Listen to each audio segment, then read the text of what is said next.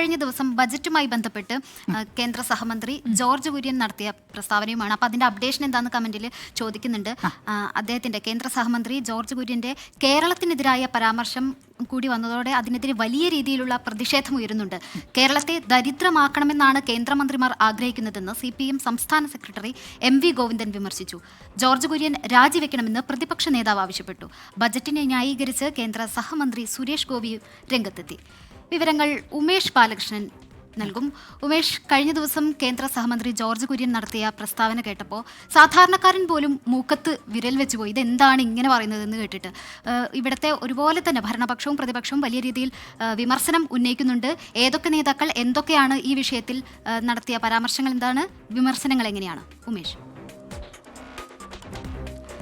പ്രധാനമായി കേരളം ഈ ബജറ്റിൽ ഒരുപാട് കാര്യങ്ങൾ പ്രതീക്ഷിച്ചിരുന്നു എന്നുള്ളതാണ് ഏറ്റവും സുപ്രധാനം. അതായത് 24,000 കോടി രൂപയുടെ പ്രത്യേക പാക്കേജ്, അതിൽ വിഴിഞ്ഞം ഉൾപ്പെടുന്നുണ്ട്, വയനാട് പുനരധിവാസം ഉൾപ്പെടുന്നുണ്ട്, തീരദേശത്തെ പ്രശ്നങ്ങൾ ഉൾപ്പെടുന്നുണ്ട്, തുടങ്ങി നിരവധി പാക്കേജുകളിലായി 24,000 കോടിയുടെ പ്രത്യേക പാക്കേജ്. അതുകൂടാതെ കടമെടുപ്പ് പരിധി, നേരത്തെ തന്നെ കേരളത്തിൻ്റെ കടമെടുപ്പ് പരിധിയിലെ കിഫ്ബി ലോണുകൾ കേരളത്തിൻ്റെ കടമെടുപ്പ് പരിധിയിൽ ഉൾപ്പെടുത്തുകയും 6,000 കോടി രൂപയുടെ കടമെടുപ്പ് പരിധി വെട്ടിക്കുറയ്ക്കുകയും ചെയ്തിരുന്നു. അത് പുനഃസ്ഥാപിക്കണമെന്നും GDPയുടെ 3.5% കടമെടുപ്പ് പരിധി ഉയർത്തണമെന്നും കേരളം ആവശ്യപ്പെട്ടിരുന്നു. കേരളത്തിൻ്റെ സാമ്പത്തിക നിധി കടുത്ത പ്രതിസന്ധിയിലാണ്. ഈ സാഹചര്യങ്ങളിലാണ് ഇത്തരം ആവശ്യങ്ങളെല്ലാം മുന്നോട്ട് വെച്ചത്. പക്ഷേ ഈ ആവശ്യങ്ങളൊന്നും കേന്ദ്ര ബജറ്റിൽ അംഗീകരിക്കപ്പെട്ടിട്ടില്ല. കൂടാതെ വൻകിട പദ്ധതികളൊന്നും കേരളത്തിന് ലഭിച്ചിട്ടുമില്ല. ഈ സാഹചര്യത്തിലാണ് വലിയ വിമർശനം കേന്ദ്ര ബജറ്റിനെതിരെ സംസ്ഥാനത്ത് നിന്നുണ്ടായത്. അത് LDF നേതാക്കളും UDF നേതാക്കളും ഒരുപോലെ ഈ വിമർശനം ഉന്നയിക്കുകയും ചെയ്തു. ഈ വിഷയവുമായി ബന്ധപ്പെട്ടാണ് ജോർജ് കുര്യൻ്റെ ഒരു വിവാദ പരാമർശം വന്നത്. കാരണം കേരളം സ്വയം സമ്മതിക്കണം, കേരളത്തിൻ്റെ പിന്നാക്ക അവസ്ഥയിലാണ് കേരളമെന്ന്.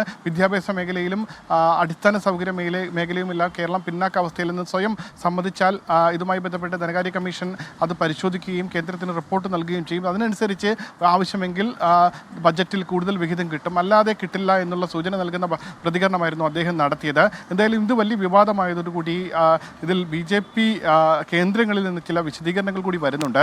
അവർ പറയുന്നത് തങ്ങൾ ഉദ്ദേശിച്ചത് ഇത്തരത്തിൽ ബീഹാർ അടക്കമുള്ള കൂടുതൽ ജനസംഖ്യയുള്ള എന്നാൽ വികസനങ്ങളിൽ പിന്നോക്കം നിൽക്കുന്ന സ്ഥലങ്ങളിൽ കൂടുതൽ വികസനം എത്തിക്കുക എന്നുള്ള BJPയുടെ നയത്തെക്കുറിച്ചാണ് കേന്ദ്ര മന്ത്രി കൂടിയായ ജോർജ് കുര്യൻ പരാമർശിച്ചത് എന്നുള്ളതാണ് അവരുടെ ന്യായീകരണം. എന്തായാലും സുരേഷ് ഗോപിയും സമാനമായ ഒരു വിവാദ പരാമർശം നടത്തി. അത് ബജറ്റുമായി ബന്ധപ്പെട്ട് അദ്ദേഹം നടത്തിയ പരാമർശം ഇത്തരത്തിൽ നിലവിളിക്കുകയല്ല വേണ്ടത്. കേന്ദ്രം നൽകുന്ന ഫണ്ട് അത് കൃത്യമായി വിനിയോഗിക്കുകയാണ്, ചെലവഴിക്കുകയാണ് വേണ്ടത് എന്നുള്ള പരാമർശമാണ് സുരേഷ് ഗോപി നടത്തിയത്. എന്തായാലും ഈ രണ്ട് പരാമർശങ്ങൾക്കെതിരെ പ്രതിപക്ഷവും ഭരണപക്ഷവും ഇപ്പോൾ ഒരുപോലെ രംഗത്തെത്തിയിട്ടുണ്ട്. MV ഗോവിന്ദൻ, LDF CPM സംസ്ഥാന ജനറൽ സെക്രട്ടറി MV ഗോവിന്ദൻ പറഞ്ഞത് കേരളം പിന്നാക്കം പോകേണ്ടതാണ് BJP നേതാക്കൾ ആഗ്രഹിക്കുന്നത്. കേരളത്തിൻ്റെ പിന്നാക്ക അവസ്ഥയാണ് ഈ കേരളത്തിൽ നിന്നുള്ള എല്ലാ BJP നേതാക്കളും സ്വപ്നം കാണുന്നത്. അത് ജോർജ് കുര്യൻ്റെ പ്രസ്താവനയിലൂടെ പുറത്തു വന്നു എന്നാണ് MV ഗോവിന്ദൻ പറഞ്ഞത്.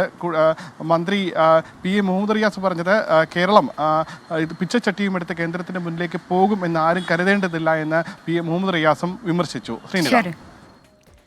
ഉമേഷ് ബാലകൃഷ്ണനാണ് വിവരങ്ങൾ നൽകിയത്.